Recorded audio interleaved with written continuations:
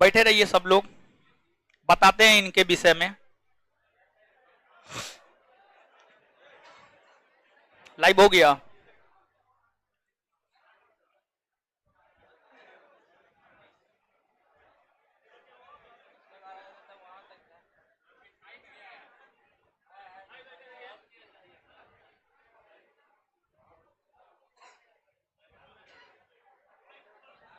Live हो गया? चल रहा है ना? चलिए, सबसे पहले आप सभी को गुड इवनिंग, ऑनलाइन ऑफलाइन दोनों लोग को। ऑनलाइन स्टार्ट हो गया ना? चलिए, थोड़ा सा लेट हुआ है क्लास में, राहुल जी आए हुए थे, बात कर रहे थे। देखिए, आप आज हमसे पढ़ रहे हैं, संस्थान का एक लाइब्रेरी भी है, आप लोग जानते हैं? नहीं जानते हैं? हे भगवान, जानते हैं? जानते हैं? देखिए, ऑफिस से निकलिएगा ना तो यानी ये वाला बिल्डिंग है ना, यानी ये वाला बिल्डिंग, यानी ये बिल्डिंग नहीं, दूसरा वाला बिल्डिंग, उस बिल्डिंग के नीचे में जो है ना, उधर से आइएगा तो शुरू में लाइब्रेरी ही है, तो संस्थान का ही लाइब्रेरी है। तो छोटा क्लासरूम था, छोटा क्लासरूम में पढ़ाते थे हम, और कोई भी शुरुआत 2 4 5 से ही करता है, तो हम भी शुरुआत 2 4 5 से ही किए थे। 1717 पोस्ट बिहार दरोगा की वैकेंसी लंबे अवधि के बाद 2018 में, 18 में हो, 2017-18 में, 2017-18 में 1717 पोस्ट की वैकेंसी आई थी।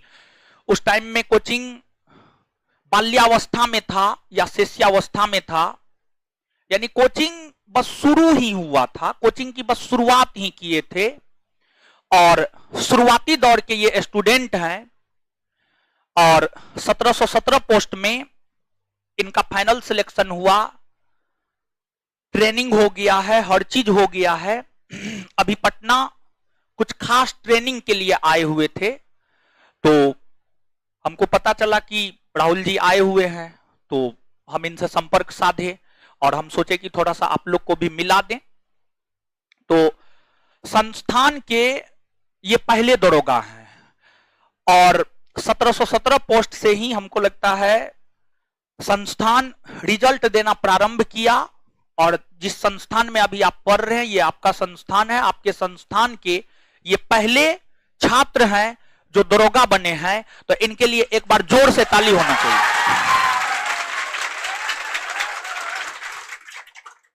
राहुल जी अभी मुंगेर में पोस्टेड हैं, मुंगेर में है, और राहुल जी के विषय में हम थोड़ा सा बात बताते हैं, बाद बाकी चीज राहुल जी ही बताएंगे आपको।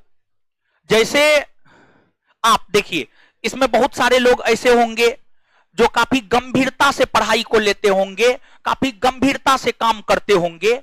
जैसे कि एक कहावत है, मेहनत इतनी शांति से करो कि सफलता शोर मचा दे, मेहनत इतनी खामोशी से करो कि सफलता शोर मचा दे। राहुल जी के साथ हमारे और भी बहुत सारे छात्र थे जो राहुल जी के साथ ही तैयारी करते थे, राहुल जी से भी बेहतर थे, लेकिन वो लोग आज तक सफल नहीं हो पाए हैं। वे सफल नहीं हो पाए, क्यों नहीं हो पाए हैं?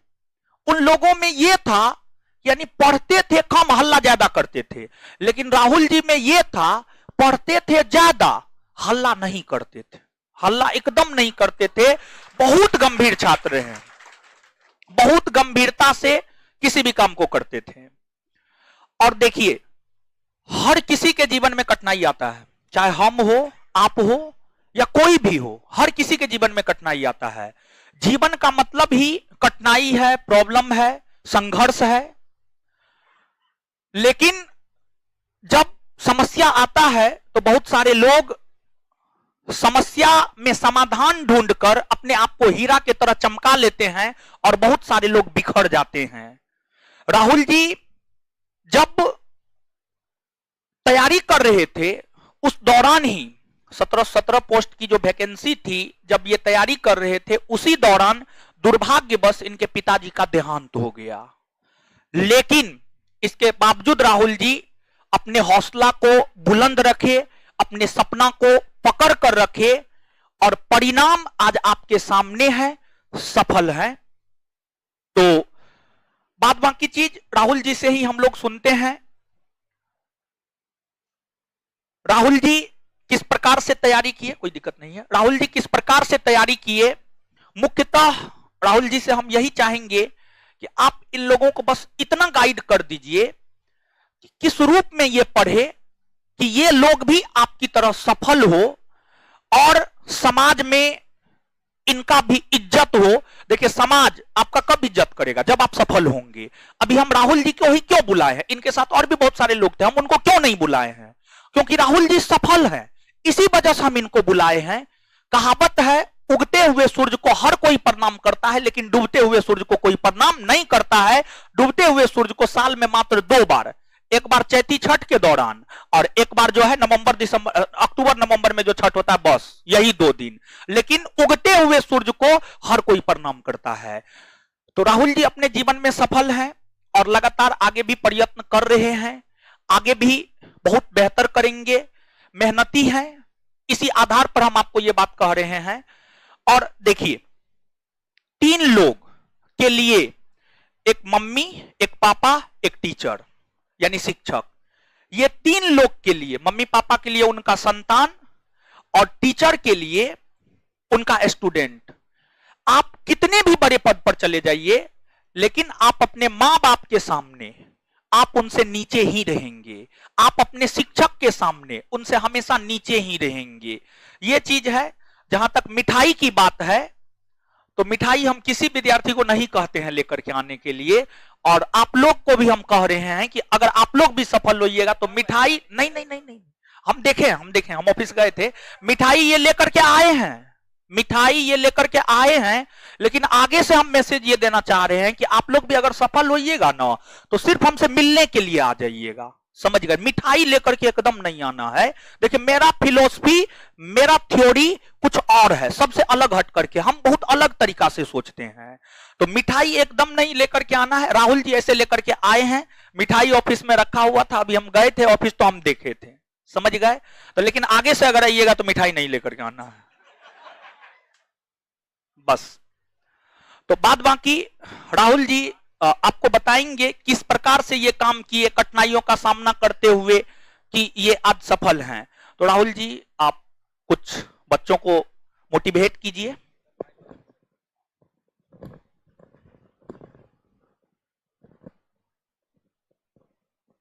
ठीक है सर,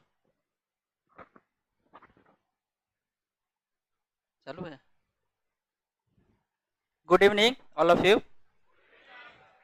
मेरा नाम राहुल कुमार हुआ और वर्तमान में मुंगेर जिला में पोस्टिंग हो, सब इंस्पेक्टर पोस्ट पे, देख ही रहे हैं आप लोग।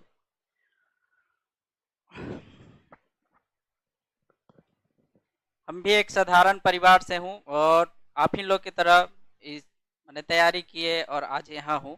सबसे पहले 10वां किए, वही मिडिल स्कूल रहा। इंटर भी अपना ही जो लोकल होता है, गांव देहात का जो होता है, उसे किए। ग्रेजुएशन किए, उसके बाद 2014 में पटना है। उसके बाद बनना चाहते थे तो क्रिकेटर, रियलिटी है, लेकिन खेले भी 6 महीना जाके रांची में खेले 15 में। उसके बाद जो उसका खर्च है, एक्सपेंशन नहीं हो पाता उतना, फीडबैक का है, फिर पढ़ाई में लगे 15-16 में आए यहाँ पे, फिर स्टार्ट किए अपना। और इसी बीच करते रहे अपना तैयारी, कभी भाग दौड़, कभी छूट गया क्लास।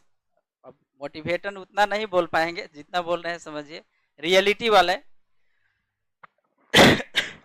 उसके बाद तैयारी करते रहे, बीच में छूटता भी था क्लास। और उसके बाद कहाँ से स्टार्ट करें सर? जी सर। उसके बाद बीच में क्रिकेट तो पटना में खेलते थे। उस टाइम हमको आंख पे एक बार चोट लग गया ड्यूज बॉल से, डायरेक्ट यहीं पे मोहनलू का स्टेडियम में। वो था 10 सितंबर में ही 2017 पोस्ट का वैकेंसी आया उसी समय। और तो हमको लगता है 15 दिन के आसपास तक बिल्कुल दिखाई नहीं देता था राइट हैंड से। तो उसके बाद ठीक हो गया, उसी बीच में वैकेंसी आया, फॉर्म फिलअप किए, और माँ के कॉल किए, बोले आज के बाद तुम दरोगा के बेटा माँ हो। उसी दिन किए, फॉर्म फिलअप करके रूम पे आए और कॉल किए।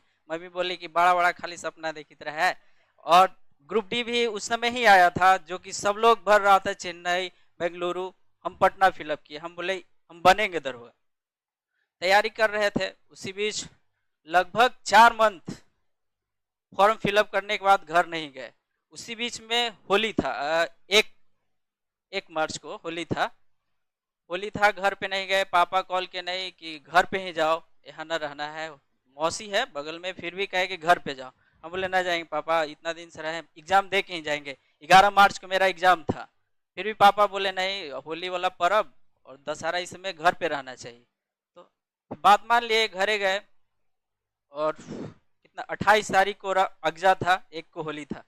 28 तारीख को रात में 28 को ही पापा से कम 4-5 बार बात हुआ, 5-6 बार के आसपास। बार बार कॉल कर रहे थे, पता नहीं उनको क्या था। उसके बाद शाम में, रात में भी हमको खाना खा के फ़ोन किए कि नहीं जाना है, अगजा जी जो होता है वहाँ पे नहीं जाना है, गोलीबारी हो जाता है, कभी लड़ाई झगड़ा। बोले ठीक है नहीं जा, सो गए। उसके बाद रात में अचानक 10:30 बजे पापा गुजरात में थे, वहाँ से कॉल आया कि आपके पिताजी का एक्सीडेंट हो गया। बहन की कॉल, लास्ट कॉल सिस्टर से बात किए थे। सिस्टर से बात किए तो सिस्टर का ही नंबर डायल था, तो सिस्टर पे कॉल आया तो कि ऐसा ऐसा है। तो उन लोग मजाक में काट दिया कि होली का दिन कर देता है ना लोग पी खा के भी कॉल, तो उन लोग सोचे कि ऐसी है मजाक। फिर चाचा कॉल किए कि भैया कैसे ऐसा हो गया, तो फिर सब लोग हम लोग रोने लगने। 1 तारीख को गाड़ी उड़ी नहीं था, फिर हम लोग पटना से गए वहाँ पे। 5 तारीख को उनका देहांत हो गया था, और मेरा 11 मार्च को पीटी था इसका, दरोगा का। और वहाँ पे पहुँचे 5 को, 6 को हम सुबह भोर में पहुँचे, पापा को पोस्टमार्टम रूम से लिए, वहाँ से यहाँ घर पे आए। 8 को आए, 8 को ही 8 को शाम 7 या 8 बजे के आसपास मुख अग्नि दिए। 8 तो पार हो गया, 9 का अगला दिन जो कार्यक्रम होता हो 10 बीत गया।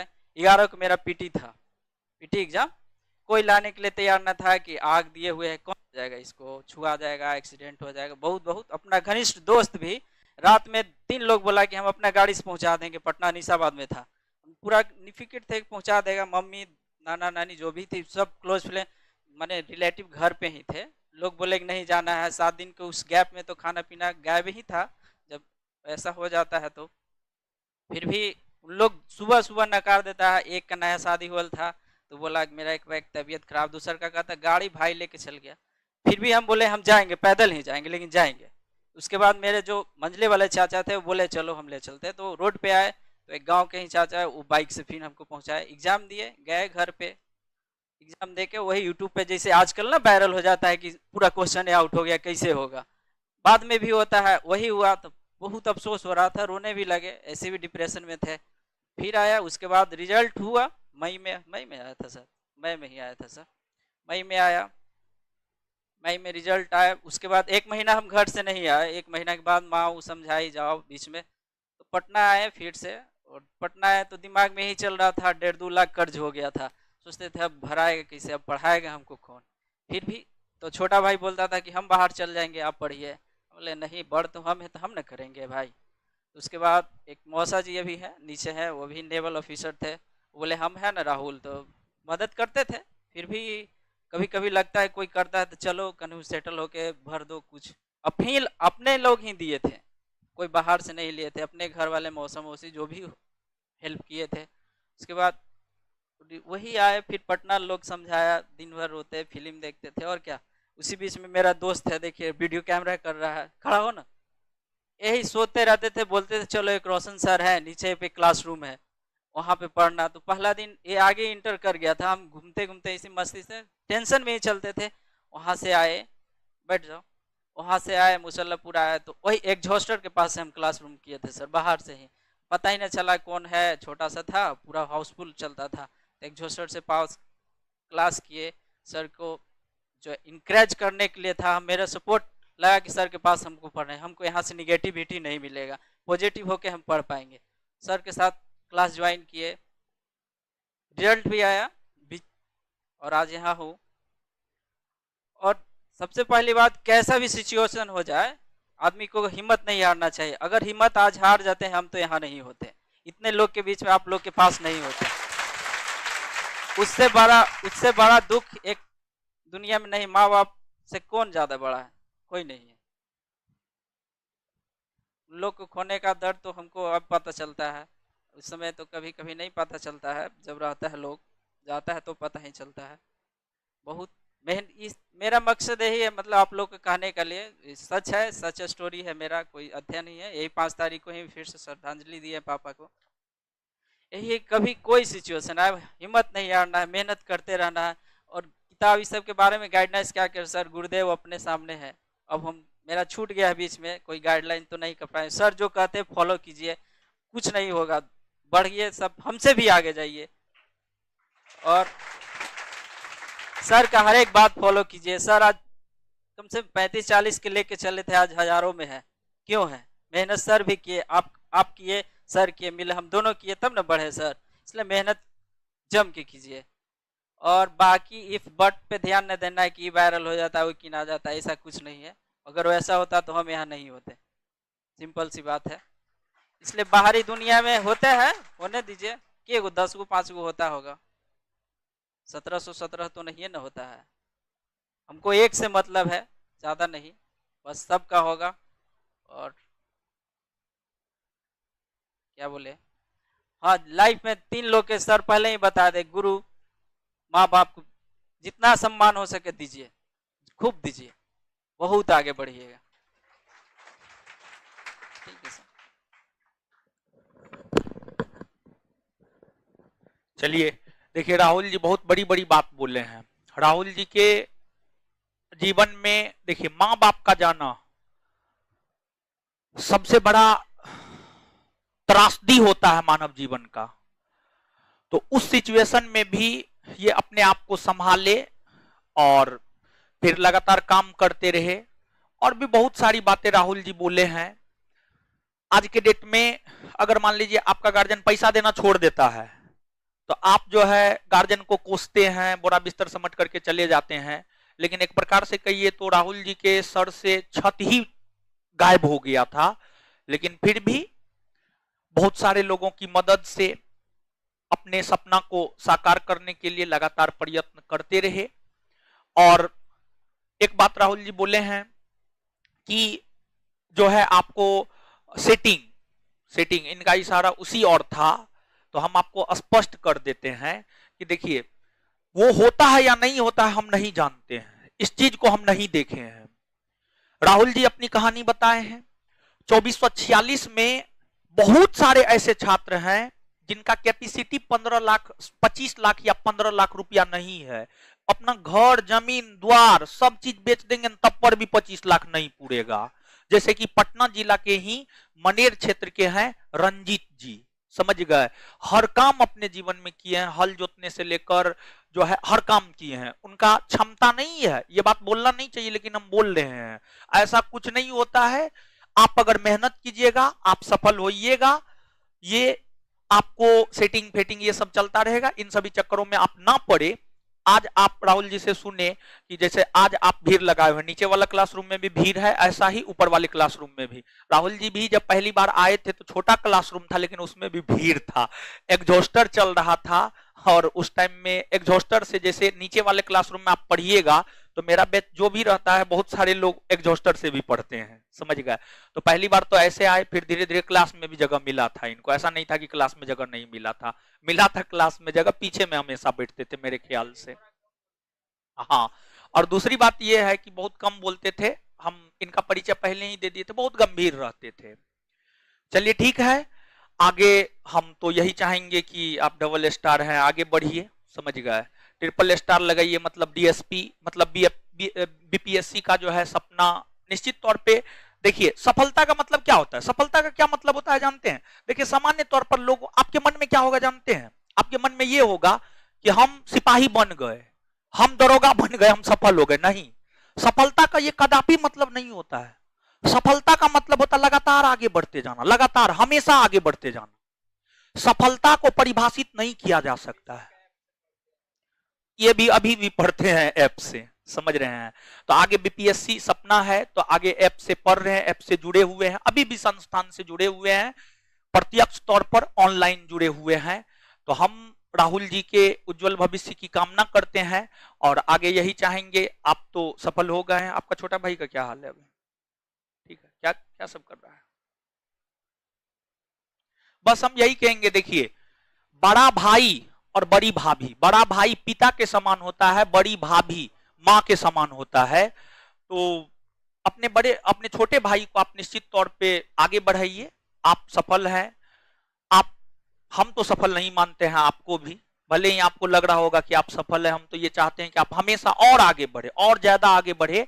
और दूसरी बात जो है, आप अपने भाई को भी एक लाइन पे ला दीजिए, ताकि देखिए इन फ्यूचर होता क्या है, भाई भाई का नहीं रह जाता है शादी विवाह के बाद। अभी तो ठीक है, जब तक शादी विवाह नहीं हुआ तब तक ठीक है, शादी विवाह के बाद बहुत कुछ होता है, बहुत खिचड़ी पकता है, तो सब काम खत्म हो जाता है। लेकिन हम यही चाहेंगे, दो चीज मेरा आपसे है, एक आप अपने भाई को अपने तरह ही सफल बना दीजिए, एक अच्छा मानव बना दीजिए, अच्छा इंसान बना दीजिए। और दूसरा, थाना में रहते हैं, आप लोग के पास पावर होता है, तो जो गरीब गुरबा लोग होता है ना, उसका मदद जरूर कीजिएगा, बस और कुछ नहीं। और राहुल जी मदद करते हैं, ये चीज हमको भी, यानी उस एरिया में भी बहुत सारे लोग हैं, राहुल जी मदद करते हैं। अरे इनके चेहरा से आपको क्या लग रहा है बताइए? समझिए, स्मार्ट तो है ही, लेकिन ईमानदार भी है, बहुत ईमानदार है, ईमानदार है, बहुत बहुत ईमानदार है, समझ गए? ईमानदारी इनमें है, समझ गए? तो चलिए ठीक है, फिर आगे मिलते हैं, आगे आइएगा। अच्छा करवा दें, ठीक ठीक ठीक है, ठीक है।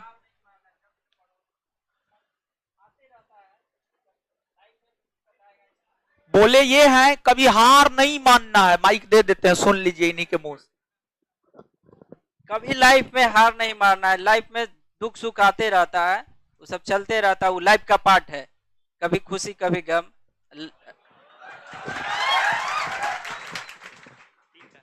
फिर आइएगा, आपको आइएगा, ठीक ठीक।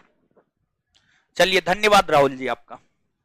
चलिए अब जो है हम लोग पढ़ेंगे, देखिए जो इनको लाए थे, सुनिए ना, जो इनको लाए थे उनके जीवन में बहुत भटकाव है, जिस वजह से बेचारा अभी तक सफल नहीं हो पाए हैं, लेकिन इस बार अच्छे से समझे हैं। तो अब इस बार प्रीलिम्स हुआ है, मेंस की भी तैयारी बेहतर वे में कर रहे हैं। चलिए एक बार ताली बजा दीजिए।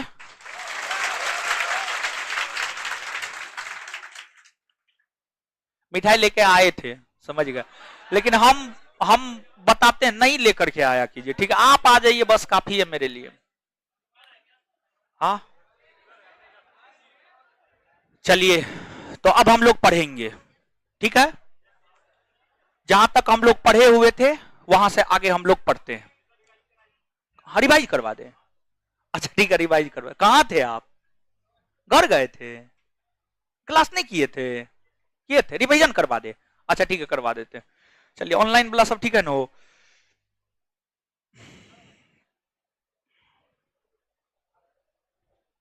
चलिए राजगुप्ता जी,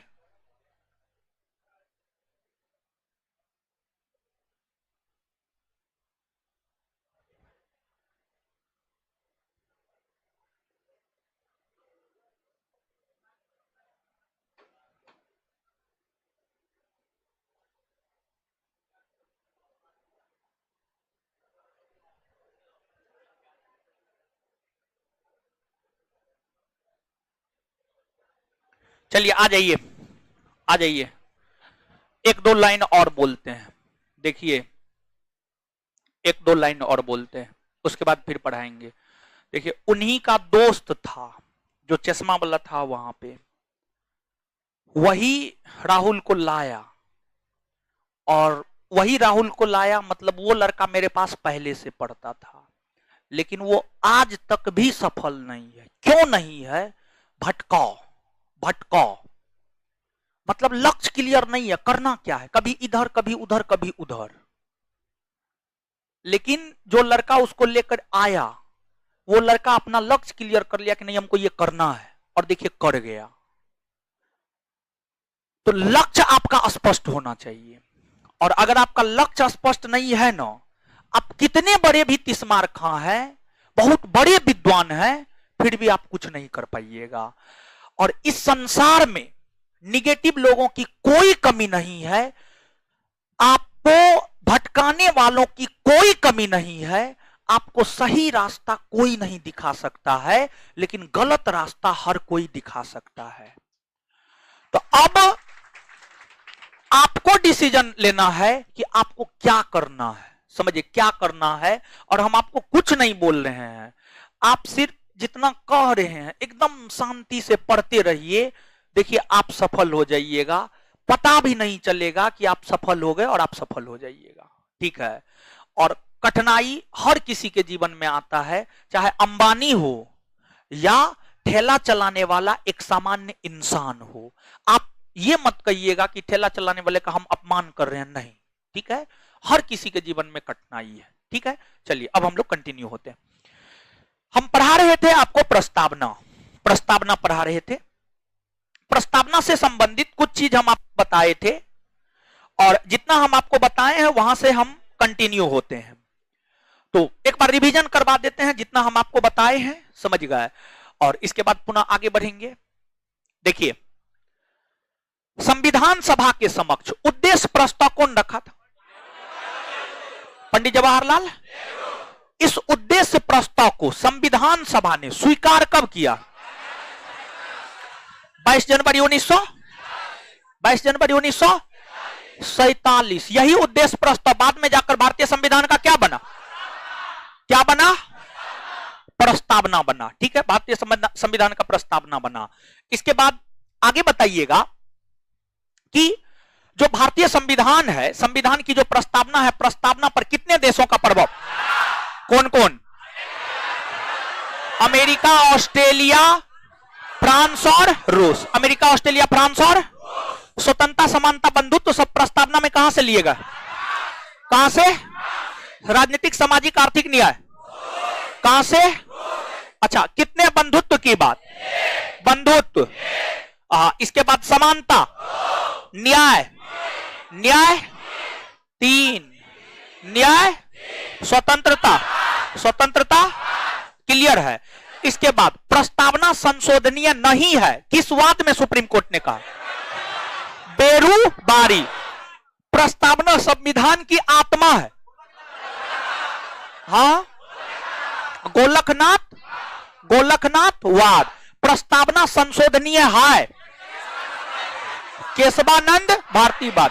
केशवानंद प्रस्तावना में संशोधन हुआ है कितनी बार? क्या संविधान संशोधन? 42वां संविधान संशोधन 1900। कितने शब्द जोड़े गए? कितने शब्द? कौन कौन? समाजवाद, पंथ निरपेक्ष और समाजवाद, पंथ निरपेक्ष और वैसा देश या वैसा राज्य जहां के राष्ट्राध्यक्ष निर्वाचित होते हैं, क्या कहलाता है? वैसी शासन प्रणाली जिसमें शक्ति का अंतिम स्रोत आम जनता हो, क्या कहलाता है? क्या? लोकतंत्र कितने प्रकार के? प्रत्यक्ष और भारत में कैसा लोकतंत्र? भारत में, स्विट्जरलैंड में प्रत्यक्ष लोकतंत्र। इसके बाद समझ गए, यहीं तक न बताए थे, यहां तक ही न बताए थे। चलिए अब देखिएगा, प्रस्तावना को लेकर अलग अलग विद्वानों ने अलग अलग प्रकार की बात की है, और प्रस्तावना में कुछ शब्द है उसको भी हम लोग समझते हैं। तो सबसे पहले प्रस्तावना में एक शब्द है, उसका नाम है आपको पंथ निरपेक्षता। पंथ निरपेक्षता।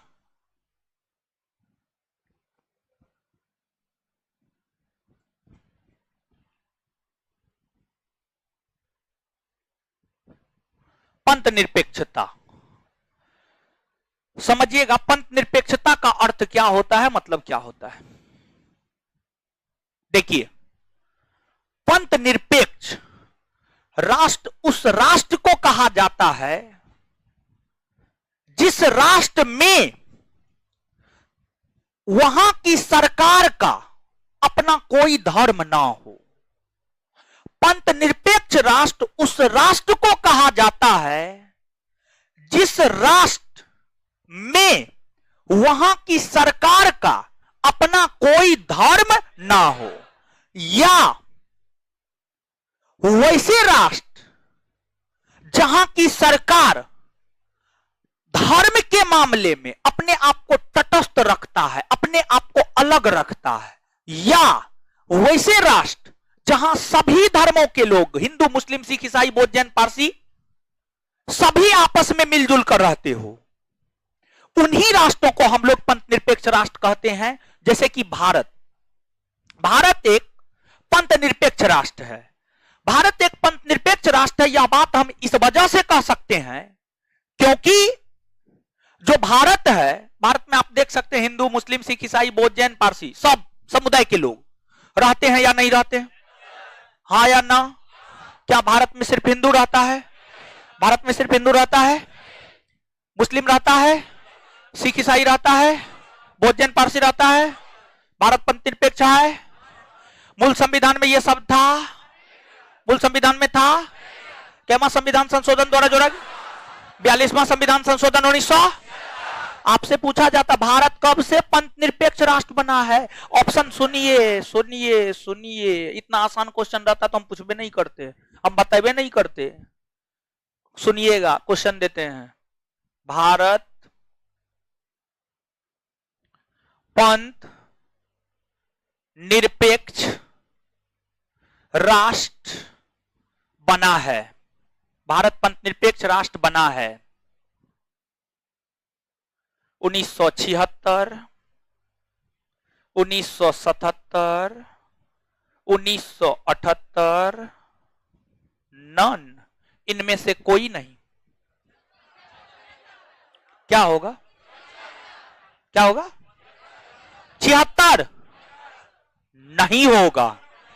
76 होता आंसर तो हम बताते ही नहीं।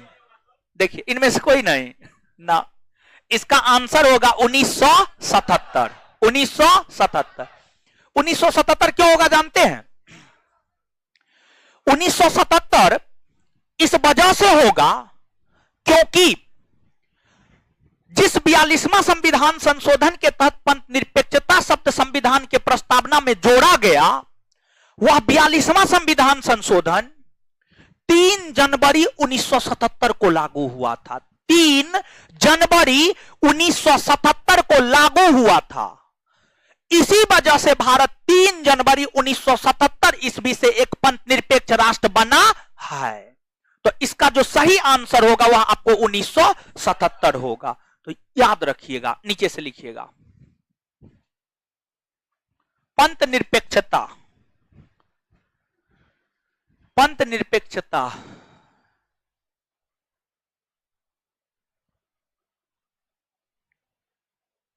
लिखिएगा, वैसे देश या वैसे राष्ट्र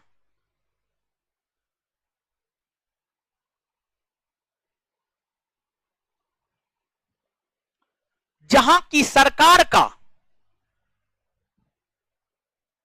वैसे देश या वैसे राष्ट्र जहां की सरकार का अपना कोई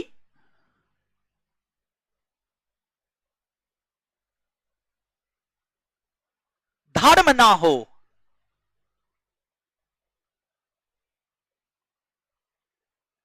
अपना कोई धर्म ना हो,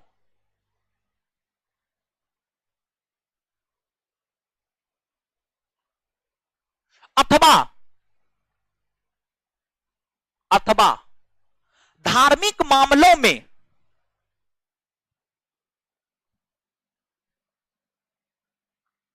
सरकार तटस्थ रहता हो, धार्मिक मामलों में सरकार तटस्थ रहता हो,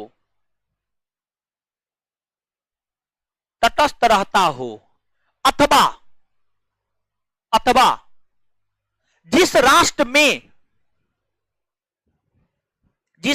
में सभी धर्मों के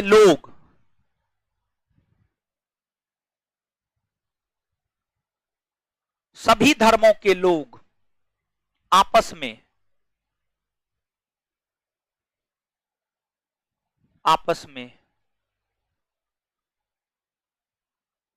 मिलजुल कर रहते हो,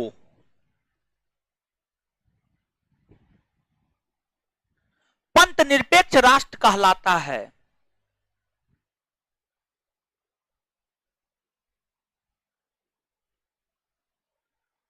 भारत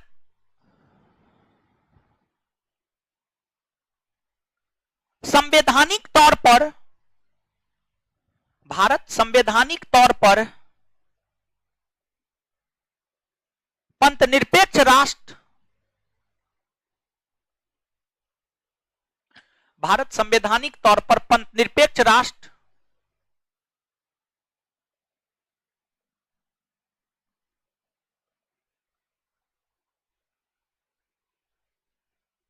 संवैधानिक तौर पर पंथ निरपेक्ष राष्ट्र 3 जनवरी 1977, 3 जनवरी 1977, 3 जनवरी 1977 से बना है।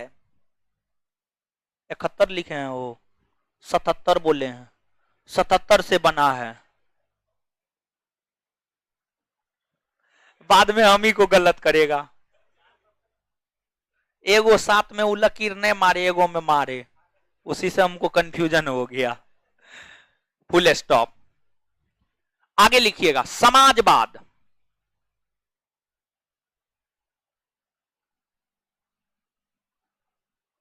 समाजवाद है, अरे दोनों एक ही चीज है, ठीक है। आगे ध्यान दीजिएगा, सुनिएगा। समाजवाद, समाजवाद जानते हैं एक विचारधारा है। समाजवाद एक विचारधारा है, इसका काफी व्यापक अर्थ है।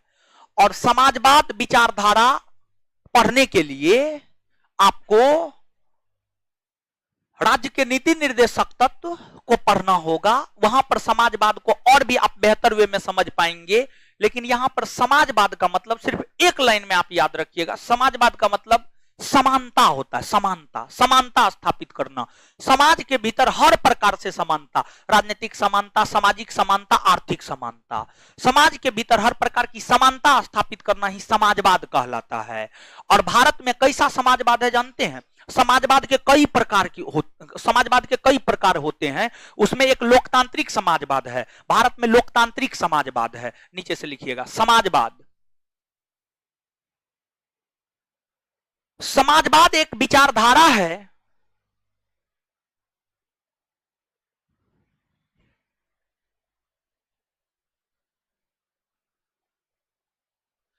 इसका अर्थ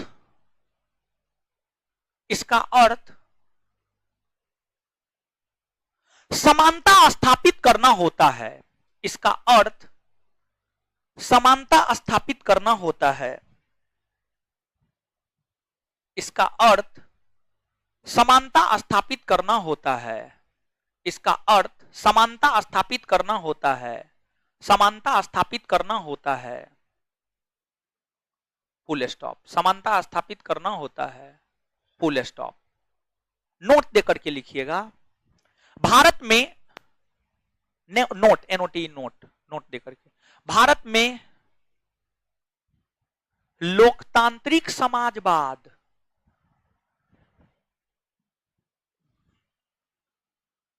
भारत में लोकतांत्रिक समाजवाद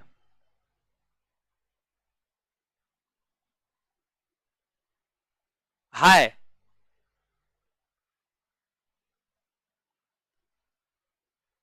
आगे सुनिएगा, आगे संप्रभुत्व संपन्न, आगे हेडिंग मारिएगा संप्रभुत्व संपन्न, संप्रभुत्व संपन्न, संप्रभुत्व संपन्न,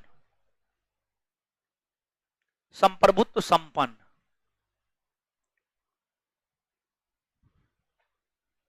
देखिए सुनिएगा किताबी भाषा में, फिर सरल भाषा में समझाएंगे। देखिए, वैसे राष्ट्र या वैसे देश जहां नीति निर्माण में, जहां के नीति निर्माण में किसी दूसरे देश का हस्तक्षेप ना होता हो, उसी को संप्रभुत्व संपन्न राष्ट्र कहा जाता है। जैसे भारत एक संप्रभुत्व संपन्न राष्ट्र है। भारत संप्रभुत्व संपन्न राष्ट्र इस वजह से है क्योंकि भारत के नीति निर्माण में दूसरे देश का कोई हस्तक्षेप नहीं है। भारत को जीएसटी लागू करना है लागू करेगा, जीएसटी हटाना है हटा देगा। भारत को कोई भी कानून या भारत को किसी भी देश के साथ कोई भी संबंध स्थापित करना हो, उस पर कोई भी प्रेशर बिल्ड नहीं कर सकता है कि आप ऐसा क्यों कर रहे हैं। अगर हम भारत की बात करें तो भारत 15 अगस्त 1947 के बाद संप्रभुत्व संपन्न राष्ट्र बना है। भारत 15 अगस्त 1947 के बाद, भारत जो है 15 अगस्त 1947 के बाद संप्रभुत्व संपन्न राष्ट्र बना है। इससे पहले भारत संप्रभुत्व संपन्न राष्ट्र नहीं था, क्योंकि इससे पहले भारत ब्रिटिशों का गुलाम था। भारत को लेकर के सभी प्रकार के निर्णय ब्रिटिश सरकार के द्वारा लिए जा रहे थे, ब्रिटिश सरकार के द्वारा लिए जा रहे थे। वहीं 15 अगस्त 1947 के बाद भारत को लेकर के निर्णय भारत सरकार के द्वारा लिया जाने लगा, भारत सरकार के द्वारा लिया जाने लगा। तो इस तिथि के बाद से ही भारत संप्रभुत्व संपन्न राष्ट्र बना है।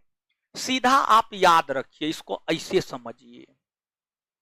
मान लीजिए कि हम तय किए कि हमको कोई काम करना है, मान लीजिए कि हम तय किए कि हमको डीएसपी बनना है, ये मेरा अपना निर्णय है और हम अपने निर्णय पर किसी का प्रभाव नहीं पड़ने दिए, मतलब किसी के दबाव में हम निर्णय नहीं लिए, बल्कि हम खुद निर्णय लिए हैं कि हमको डीएसपी बनना है, मतलब हम संप्रभुत्व संपन्न हैं।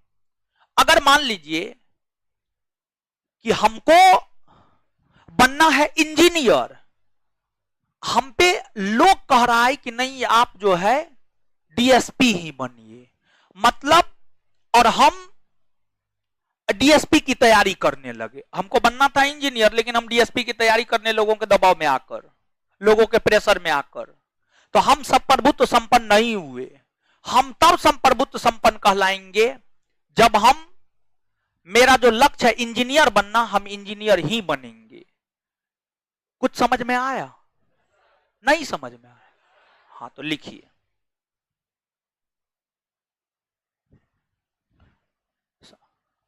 वैसे देश या वैसे राष्ट्र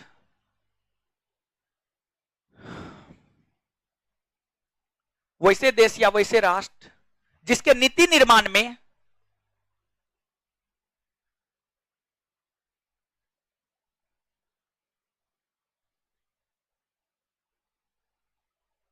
किसी दूसरे देश, वैसे देश या वैसे राष्ट्र जिसके नीति निर्माण में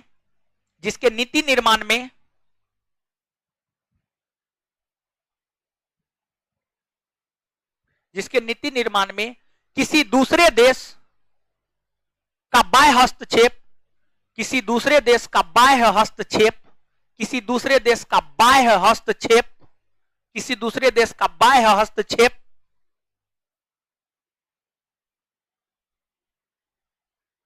नहीं हो, संप्रभुत्व संपन्न राष्ट्र कहलाता है।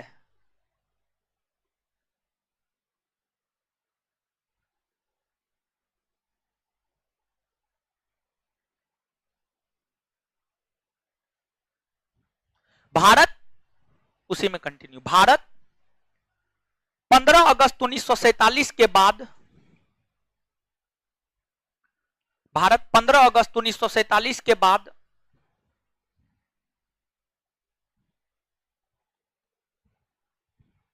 एक संप्रभुत्व संपन्न राष्ट्र बना। भारत 15 अगस्त 1947 के बाद एक संप्रभुत्व संपन्न राष्ट्र बना।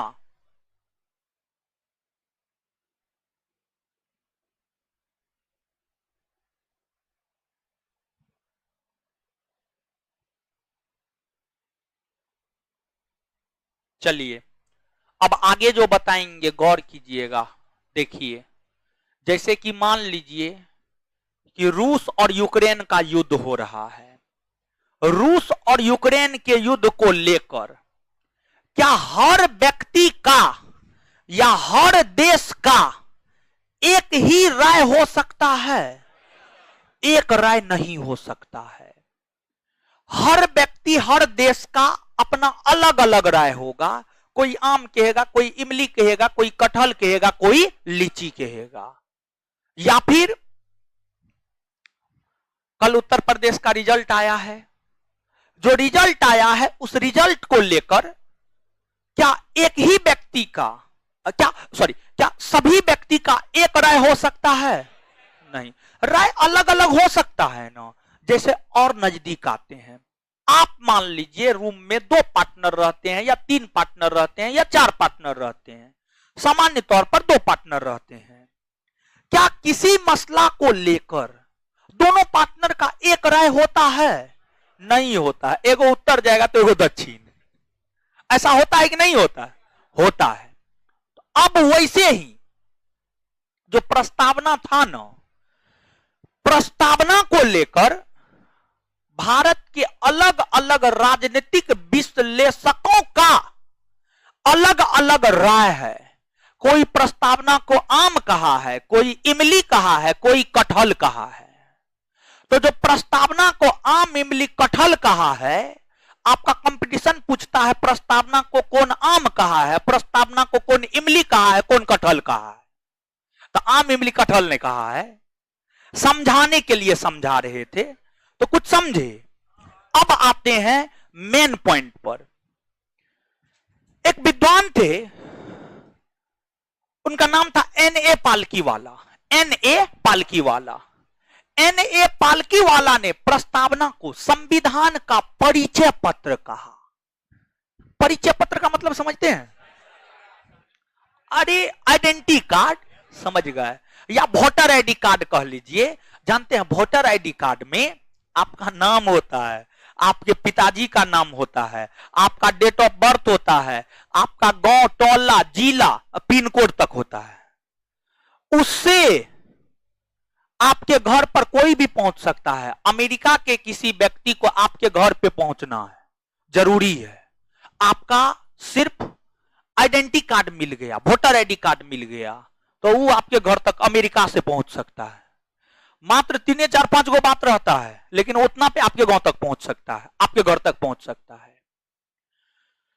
तो जो N.A. पालकीवाला थे, उनका यह कहना था कि पूरे संविधान में जो बात है ना, उसको प्रस्तावना में लिख दिया गया है। परिचय पत्र है ये परिचय देता है कि संविधान में क्या है, संविधान में क्या है। तो N.A. पालकीवाला ने प्रस्तावना को संविधान का परिचय पत्र कहा। फिर आपको एक विद्वान है पंडित ठाकुर प्रसाद भार्गव। पंडित ठाकुर प्रसाद भार्गव, जिस भारत के संविधान का निर्माण संविधान सभा ने किया है। संविधान सभा में शुरुआती दौर में 389 गो सदस्य, अब बाद में जाकर 299 गो सदस्य बचा। जो 299 सदस्य था, उस 299 सदस्य में से एगो सदस्य पंडित ठाकुर प्रसाद भार्गव भी था। पंडित ठाकुर प्रसाद भार्गव भी था। पंडित ठाकुर प्रसाद भार्गव ने प्रस्तावना को लेकर क्या कहा जानते हैं? पंडित ठाकुर प्रसाद भार्गव ने प्रस्तावना को लेकर यह कहा कि प्रस्तावना संविधान का सबसे सम्मानित भाग है, सबसे सम्मानित भाग है। जैसे कि आपका समाज है, आपके समाज में क्या सबको सम्मान दिया जाता है? नहीं दिया जाता है।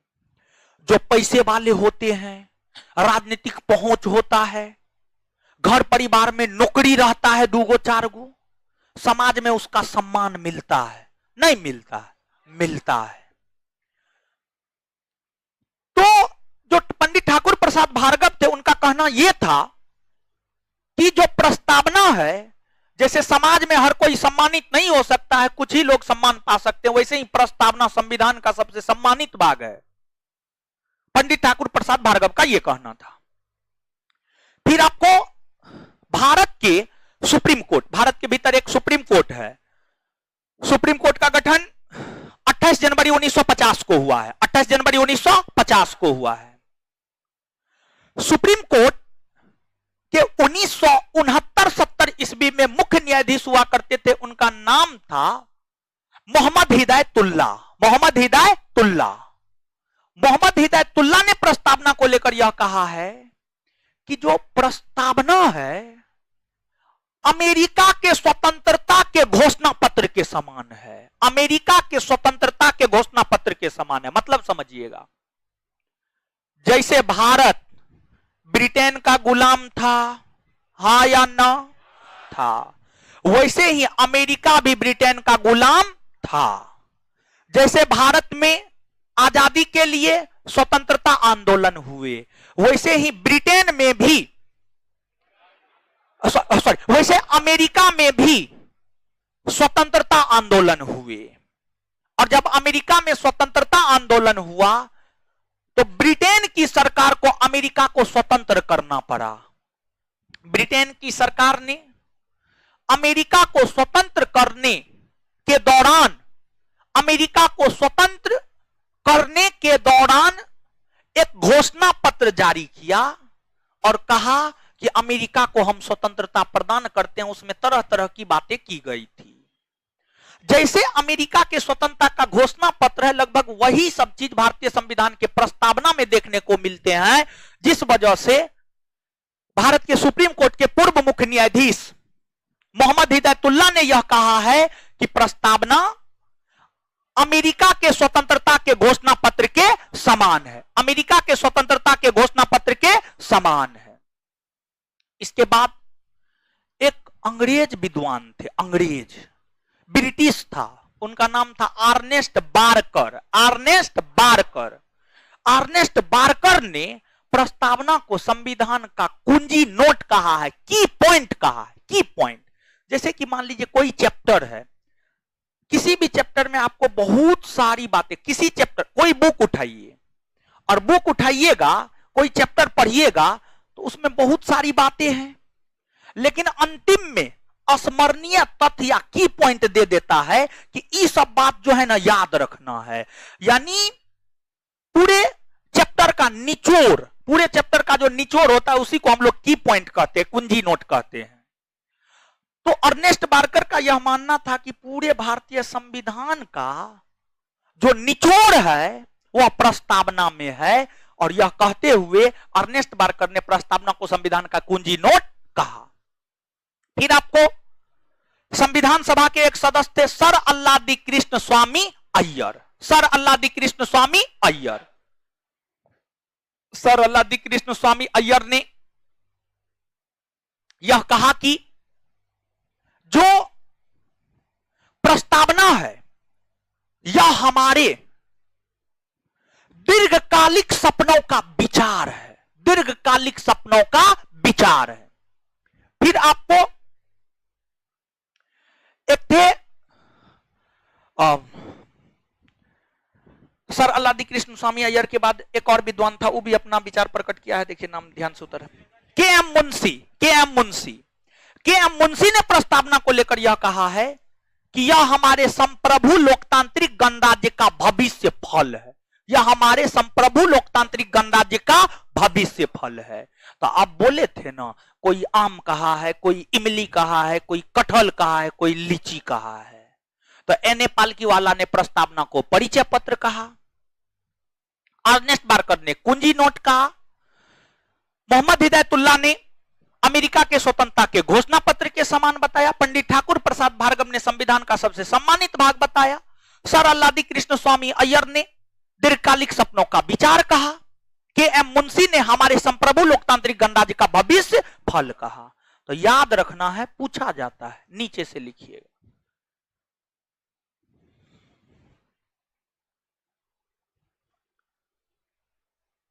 प्रस्तावना को लेकर नीचे से हेडिंग मारिएगा, प्रस्तावना को लेकर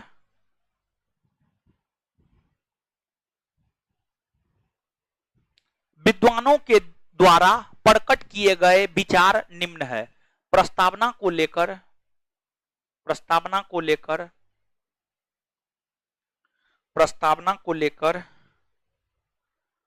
विद्वानों के द्वारा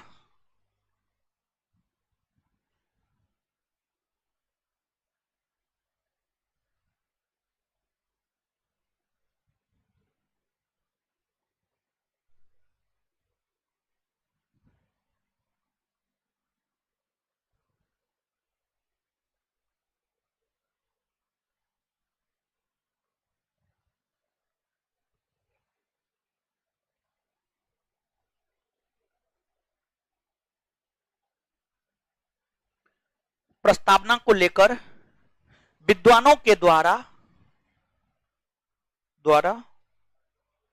प्रकट किए गए विचार निम्न है। प्रकट किए गए विचार निम्न है। प्रकट किए गए विचार निम्न है। 1 नंबर में N.A. पालकीवाला ने N.A. पालकीवाला ने N.A. पालकीवाला ने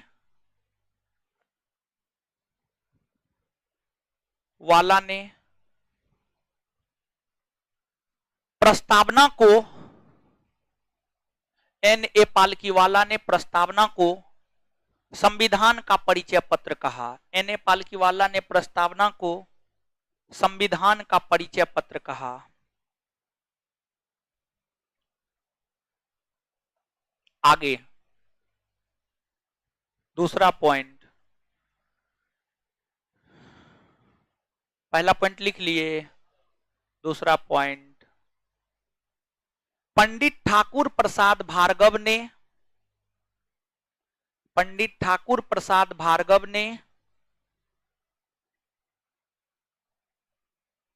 प्रस्तावना को पंडित ठाकुर प्रसाद भार्गव ने प्रस्तावना को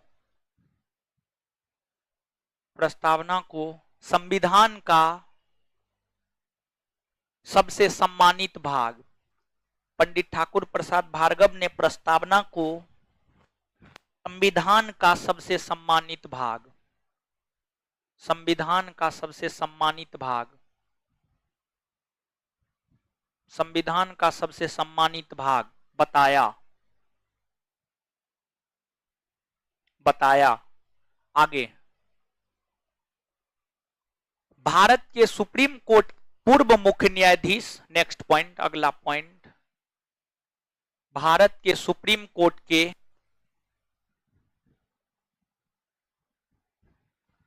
पूर्व मुख्य न्यायाधीश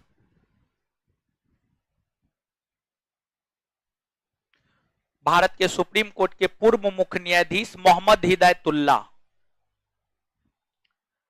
हिदायतुल्लाह, जानते हैं मोहम्मद हिदायतुल्लाह राष्ट्रपति के रूप में भी काम किया है, राष्ट्रपति के रूप में काम किया है मोहम्मद हिदायतुल्लाह। भारत के सुप्रीम कोर्ट के पूर्व मुख्य न्यायाधीश मोहम्मद हिदायतुल्लाह ने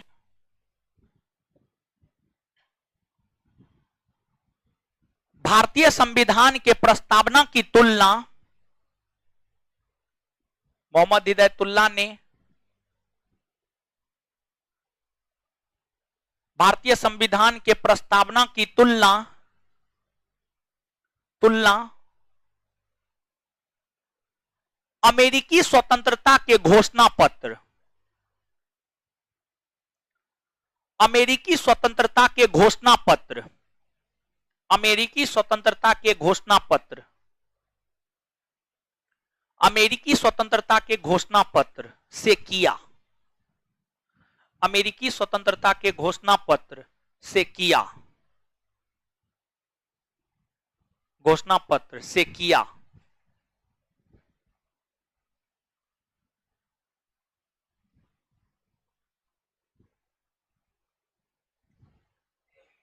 आगे आगे लिखिएगा, ब्रिटेन के राजनीतिक विश्लेषक, ब्रिटेन, मेरा भाषा नहीं समझते हैं आप लोग?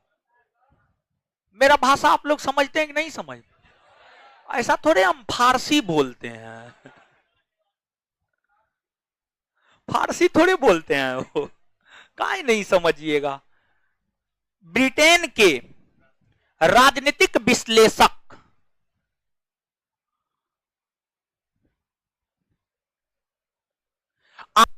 बारकर ने, ब्रिटेन के राजनीतिक विश्लेषक आर्नेस्ट बारकर ने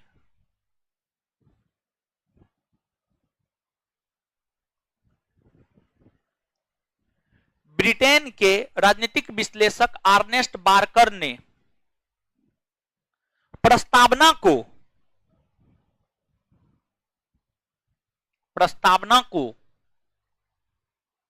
कुंजी नोट की संज्ञा दी, प्रस्तावना को कुंजी नोट की संज्ञा दी।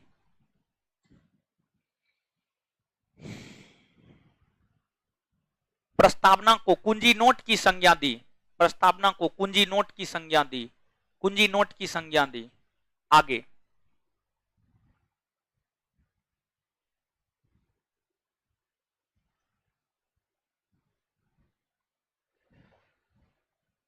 आगे लिखिएगा।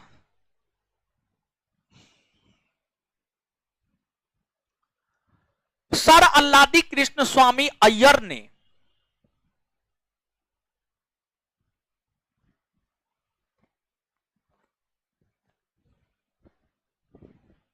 सर अल्लादी कृष्ण स्वामी अय्यर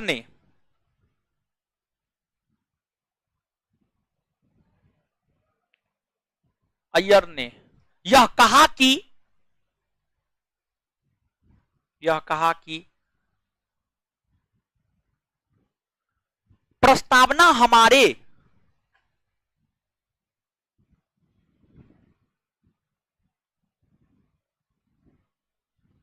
दीर्घकालिक सपनों का विचार है। प्रस्तावना हमारे दीर्घकालिक सपनों का विचार है। प्रस्तावना हमारे दीर्घकालिक सपनों का विचार है। प्रस्तावना हमारे दीर्घकालिक सपनों का विचार है। आगे के एम मुंशी ने, नेक्स्ट पॉइंट, के एम मुंशी ने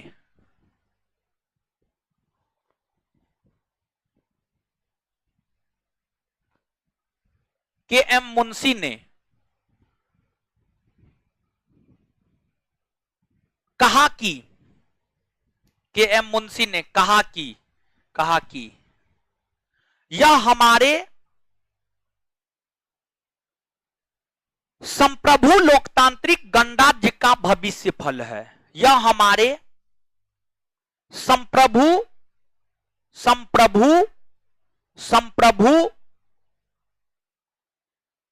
लोकतांत्रिक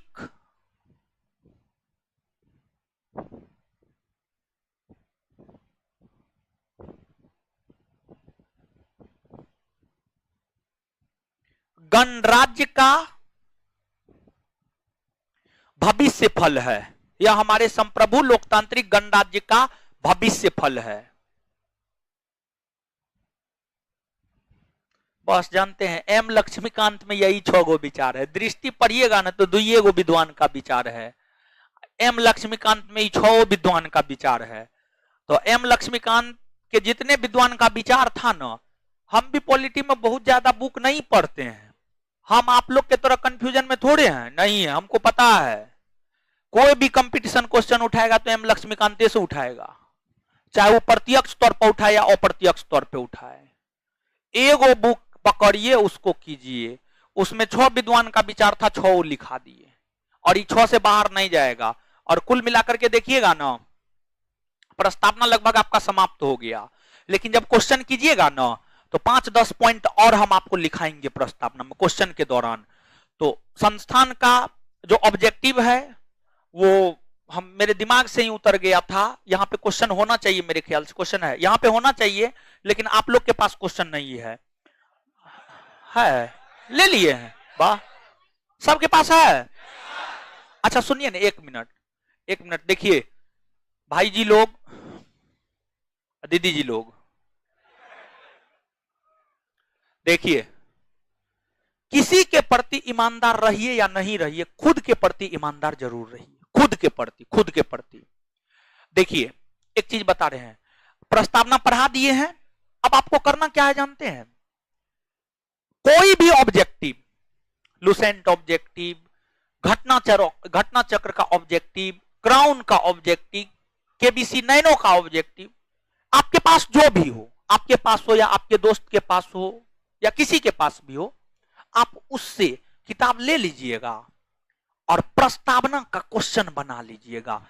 और हम आपको कहते हैं 90% क्वेश्चन प्रस्तावना का आपका बन जाएगा।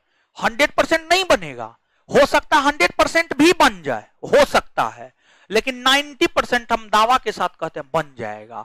तो आपका ये होमवर्क है, जब आप हमारे पास पढ़ते हैं तो हम होमवर्क भी देते हैं, हर बैच में होमवर्क देते हैं, समझ गए। तो आपका ये होमवर्क है, क्या होमवर्क है जानते हैं? प्रस्तावना का क्वेश्चन बना लेना है किसी भी बुक से, ताकि आपको पता चल सके आपने जो पढ़ा है आपसे प्रश्न बन रहा है या नहीं बन रहा है। क्लियर है ये चीज? चलिए बना लीजिएगा। तो अब आते हैं, एक बार याद करते हैं पहले। अब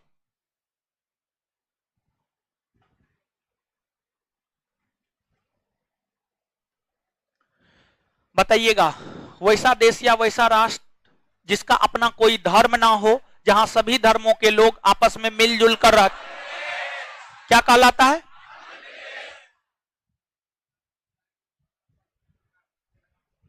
हाँ हाँ, क्या क्या? हाँ हाँ हाँ। तो पंथ निरपेक्ष शब्द कब जुटा है? 1977 में ना, ठीक है। धर्मनिरपेक्ष था लेकिन संवैधानिक तौर पे नहीं था, संवैधानिक तौर पर यहां बना है, ठीक है, समझिए, प्रस्तावना के अनुरूप, ठीक है ये चीज। चलिए इसके बाद अब बताइएगा आप हमको, समाजवाद, समाजवाद का अर्थ क्या होता है? समानता। समाजवाद का अर्थ, समाजवाद का अर्थ, भारत में कैसा समाजवाद? लोकतांत्रिक, लोकतांत्रिक समाजवाद। भारत में कैसा समाजवाद? भारत में कैसा समाजवाद? लोकतांत्रिक समाजवाद। वैसे देश या वैसे राष्ट्र जिसके नीति निर्माण में दूसरे किसी देश का हस्तक्षेप ना हो, क्या कहलाता? संप्रभुत्व, संप्रभुत्व।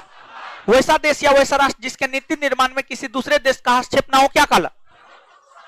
संप्रभुत्व संपन्न। चलिए इसके बाद आगे बताइएगा, प्रस्तावना को संविधान का परिचय पत्र किसने कहा है? किसने कहा है? प्रस्तावना संविधान का सबसे सम्मानित भाग है, सबसे सम्मानित भाग है। प्रस्तावना को अमेरिका के स्वतंत्रता के घोषणा पत्र के समान, किसने बताया है? कुंजी नोट, कुंजी नोट। यह हमारे दीर्घकालिक सपनों का विचार है, यह हमारे दीर्घकालिक सपनों का विचार है, यह हमारे संप्रभु लोकतांत्रिक गणराज्य का भविष्य फल, यह हमारे संप्रभु लोकतांत्रिक गणराज्य का भविष्य फल है। केएम, बात क्लियर हुआ? समझ गए?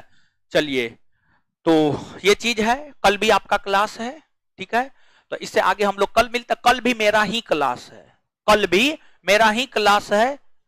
तो हाँ कल ऑब्जेक्टिव होगा, कल ऑब्जेक्टिव होगा, और आप लोग अपना ऑब्जेक्टिव ले लीजिएगा ऑफिस से। अगर आप नहीं ले पाइएगा तो एक एक चैप्टर हम बंटवा देंगे, प्रस्तावना वाला जो है हम आपको बंटवा देंगे और ऑब्जेक्टिव करवा देंगे, फिर नया चैप्टर पढ़ा देंगे, ठीक है। तो इससे आगे अगले क्लास में मिलते हैं कल, और जो भी डाउट होगा सब चीज कल प्रस्तावना से संबंधित आपका क्लियर हो जाएगा। इससे आगे कल मिलते हैं, कल क्लास है, मेरा ही क्लास है, कल क्लास है और मेरा ही क्लास है। धन्यवाद।